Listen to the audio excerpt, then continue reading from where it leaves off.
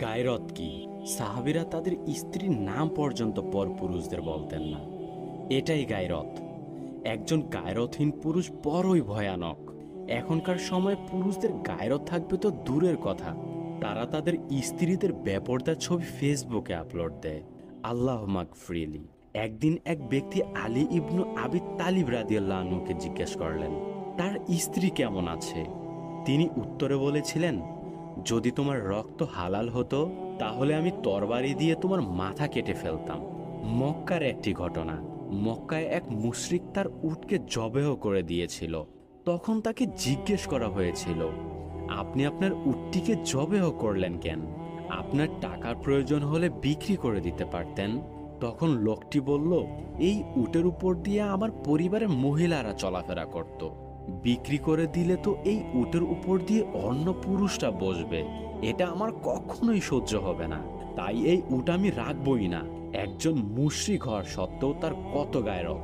আর আমাদের ভাই বোনদের কি একটা দশা! আস্তাগফিরুল্লাহ। গায়রতহীন পুরুষরা সবাই দাইয়ুস। রসূল সাল্লাল্লাহু আলাইহি ওয়াসাল্লাম বলেছেন, তারা জান্নাতে তো যাবেই না, জান্নাতের গন্ধও পাবে না। আর দুনিয়ার জীবনটা তো শুধু ধোঁকার সামগ্রী, তাছাড়া আর কিছুই না। সূরা হাদীদ আয়াত নং 20। এবং সেই দিন জাহান্নামকে আনা হবে। সেই দিন মানুষ স্মরণ করবে, কিন্তু স্মরণ করে কি কোনো কাজে আসবে? সূরা ফাজার আয়াত নাম্বার 20।